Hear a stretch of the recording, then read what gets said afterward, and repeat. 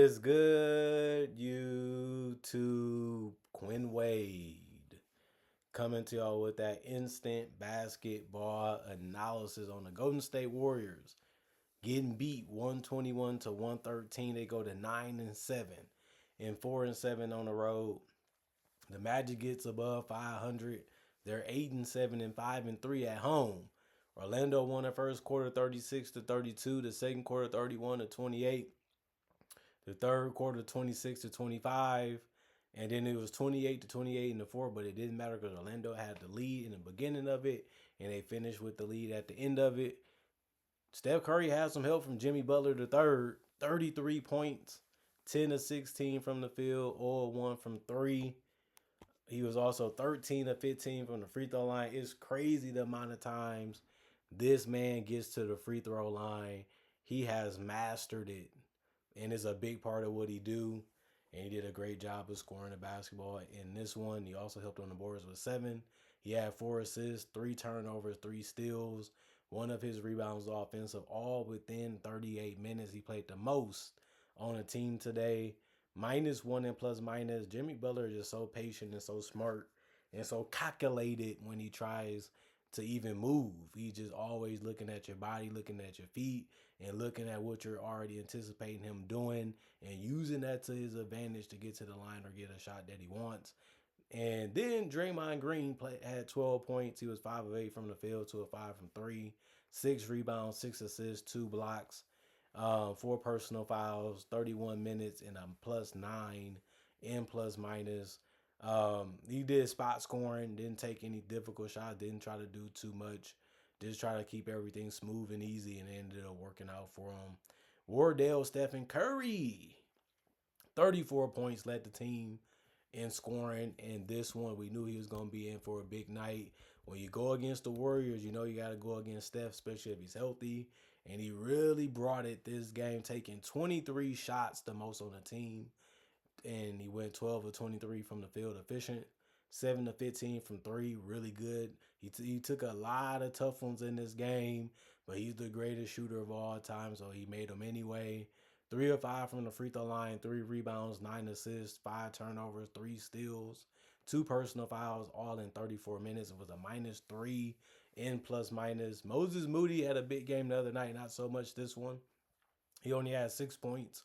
He was 2 of 6 from the field, 1 of 4 from 3, 1 of 2 from the free throw line. He had 4 rebounds, 2 assists, 3 turnovers, 2 steals. One of his rebounds was offensive, 3 personal fouls, 30 minutes, a -3 and plus minus for him. And then Will Richard didn't do much either. He actually had 6 points too, but he went 2 of 2 from the field and 1 of 1 from 3 and 1 of 2 from the free throw line. He had 2 assists in the turnover and a steal and 3 personal fouls in 15 minutes that he played. He was also, well, he ended up being a -4 and plus minus. Al Horford, 9 points, the most off the bench. 2 of 6 from the field, 1 of 4 from 3, 4 of 4 from the free throw line. He ended up having 6 rebounds, 1 assist, 2 turnovers, 2 steals, and a block. As long as he's spacing that floor out and trying to protect the paint and trying to move those feet to stay in front of you to make things difficult, he did his job. But he also didn't score the most efficient, but it didn't matter too much because he made all his shots from the free throw line. He also had 2 personal fouls within 27 minutes. He was a -11 and plus minus. Quentin Post had only 2 points because he went 0 of 3 from the 3-point line, took no free throws, and went 1 of 4 from the field. He had 3 rebounds, 1 assist, 2 offensive rebounds out of the 3, all in 12 minutes. He had no personal fouls, and he was a 0 in plus minus. Buddy Hield, 2 points, 1 of 3 from the field, 0 of 1 from 3, 1 turnover, 15 minutes. He was a -5 in plus minus. Gary Payton the second, 4 points, 2 of 3 from the field, 1 rebound, 1 assist. One of his rebound was offensive. He had 2 personal fouls in 10 minutes. He was a -15 in plus minus. And Brandon Podziemski came off the bench and played 27 minutes, played starters like minutes. He ended up having 5 points. He was 2 of 7 from the field, 1 of 2 from 3. He actually helped on the boards also with getting 6 boards, and one of them was offensive, 2 personal fouls, and he was a -7 and plus minus. The rest of the guys, coach's decision, and Jonathan Camilla had knee tendonitis, I believe. Um, 39 to 78, 50% from the field, 13 to 36, 36% from three, 22 to 28, 79% from the free throw line, 36 rebounds, 26 assists, 18 turnovers, 11 steals, 3 blocks, and 18 personal fouls. And that was it for day night. Really good, but it just wasn't enough. The Magic was able to lead basically the entire game. Franz didn't get off that well. He started scoring later in the game. He finished with 18 only, not a big night from him. 7 of 17 from the field, 0 of 3 from the 3-point line, 4 of 4 from the free throw line, 8 rebounds, 3 assists, 1 turnover, 1 steal, 1 block. His rebound, one of them was offensive. He had 4 personal fouls, all in 36 minutes. He was a +5 and plus minus, of course. He mainly going to use his drive ability to score. He did a good job at it, and if he wasn't doing that, he was getting to the free throw line. He missed some shots, especially from three. Missed all of them, like I said before. But I like what he did in this game for the most part, even on the defensive end. Stay in front of guys and make them really work to be able to score. That's all you can try to do since you don't want to foul. And he did have 4 of them, and it's good they didn't foul out of this one. Tristan da Silva was a good plug and play guy. Every starter for the Orlando Magic got in double figures and points. Tristan da Silva had 15, 6 of 13 from the field, 3 of 7 from three, 4 rebounds, 2 assists, 2 steals, 2 turnovers, 1 steal. 2 of his rebounds were offensive, 29 minutes, +6 and plus minus. For him, Wendell Carter Jr., 17 points, 5 of 7 from the field, 1 of 3 from the 3-point line, 6 of 6 from the free throw line, 12 rebounds, a double-double, 2 assists, 1 turnover, 1 steal. 4 of his rebounds was offensive, 3 personal fouls, 35 minutes, and a -1 and plus minus for him. He's still trying to find a way to score in that paint as much as possible while still spacing the floor and rebounding at a high level. He did all those things today. You got to be happy about that. Desmond Bane was really stepping up in this game. He finished with 23 points, 7 of 16 from the field, 2 of 6 from three, 7 of 7 from the free throw line, 6 rebounds, 5 assists, 3 turnovers, 5 steals. One of his rebounds was offensive, 4 personal foul, 39 minutes, a -5 and plus minus.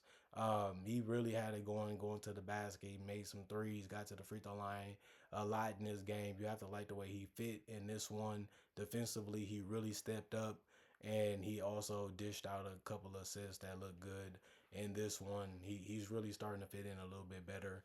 Now you got to add Paulo back into it and see how they continue to play. Jalen Suggs, he only played 32 minutes. He finished with 13 points for 11 from the field. He missed every single 3 that he took. And I'll say that because he went 0 of 7. That's a lot of attempts. 5 of 5 from the free throw line. 5 rebounds, 8 assists, 3 turnovers, 2 steals, 1 block, 4 personal fouls, a +8 and plus minus. And that was just a strong performance because of his passing and the fact that he was getting the shots that he wanted and he played defense. He's one of their better defenders. He's one of their better playmakers, if not the best. And it's good to see him healthy, and we want to see if he can continue to shoot the ball better in the future. Jonathan Isaac, no points. He went 0-2 from the field, 0-1 from three. 2 rebounds, 1 turnover.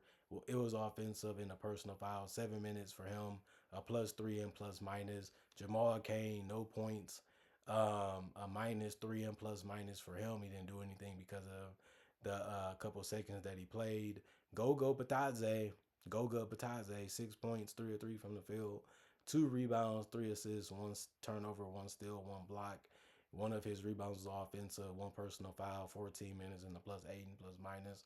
Tyus Jones, 8 points, 3 of 3 from the field, 2 of 2 from three, 3 assists, 1 turnover, 1 steal. 15 minutes, +1 and plus minus. 21 points for Anthony Black. That was the most off the bench, and it was almost the most points in the game. But he trailed only Desmond Bane for the Orlando Magic. He was 8 of 13 from the field, 0 of 3 from three, 5 of 7 from the free throw line, 4 rebounds, 2 assists, 1 turnover, 2 steals, 3 personal fouls, 33 minutes, a +18 and plus minus.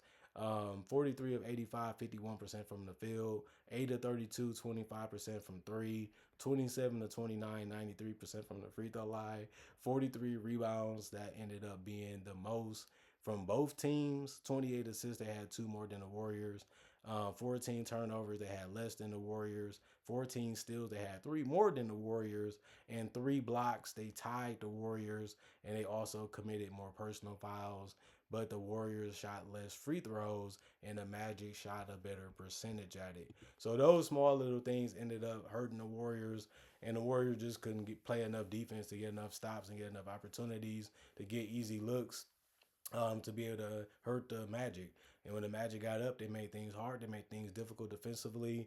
And even though the Warriors had some success and Steph Curry was making runs on his own and really playing at a high level, his teammates started feeling themselves and started stepping up. It still wasn't enough to beat this Magic team. This Magic team is very talented. They're very big. They're very long. They're very lanky. They cover a lot of space. They communicate well to be young, and they have athleticism. And those things gave the Warriors team problems. Now the Warriors did use some of their veteran tricks to be able to score on this Magic team and keep it competitive throughout the game. But does it matter if you don't get the win? I think the Warriors will agree with that. They did a lot of things right, but they ain't do enough right to be able to win. And that was the whole purpose of playing this game. The Warriors, they do look like a team that you can figure out. They do look like that, but they still really good at what they are about and what they do. So you do have to bring your A game, but you can slow them down. You can take them out of a lot of the things that they do, and you can force them to rely on Steph. And he's still dangerous. He's still really, really good at scoring the basketball. But at the same time, some of these other guys kind of do a lot one game and then they miss in the next game, or you couldn't even tell they was on the court sometimes. And that's been the problems with the Warriors for me. Is just they just look empty sometimes. I don't know if people ever used that one before. They look empty. It just looks like Steph is going to make his splashes. He's going to keep you in the game. He's going to give you a chance to win the game. But you just don't have enough guys consistently stepping up off the bench and in the starting lineup to really feel that they hard to beat. Like I said, their record proves it. It's like they're not bad. They're not okay. They're good, but they're not really great right now. And they got more time to figure things out. But last year they looked like they was going to be a contender in the West. Now they looks like a team that's going to be around the first round exit, depending on where they finish and depending on who they go against, because the West is tough and some teams do match up well against the Warriors, and they have to be healthy, and Kuminga has to be healthy, and he has to do more than what he's been doing this season, because this hasn't been a good year for him. They waited out. They feel like they should keep him. They feel like he'll be a big part of what they did. They gave him chances. They gave him opportunity. He's been a no-show this year, to be honest. And some of those guys like Podziemski and Moody, 1 minute they're good, 1 minute they're gone. You just don't know what you're going to get out of those guys game to game. And it's putting a lot of burden on Jimmy and Steph to carry this offense, because even Draymond, he's not really doing much offensively for you. He's still bringing it defensively. He's not really giving you much playmaking no more. He's not really giving you a lot of efficient scoring. So you just looking at it like, just make sure Steph get contained as much as you can, and you got a good shot at winning if Jimmy doesn't hurt you enough. Other than that, comment, like, subscribe, share the notification bell to get the analysis when it first come out. I also do conversation videos just like this, about various other NBA only topics too. I also do breakdowns of real footage of legends, current legends, rookies, and all the future stars, and also my draft and draft coverage. I also try to make videos each and every day throughout the day to give you something to look forward to when it comes to basketball NBA content. And I have over 4,000 plus videos already on my channel that you can watch right now and enjoy, and it's all for free. Other than that, thanks for watching. Thank you all for checking it out. Thanks for supporting the channel to the best of your ability in the past, the present. Hopefully y'all continue doing it in the future. Thank y'all for appreciating the content for it is and continuing to come back. And thanks for the love and the support. Other than that, y'all stay blessed up. Y'all stay good. Peace. And at the end of the day, I'll see y'all later today, hopefully, with more analysis.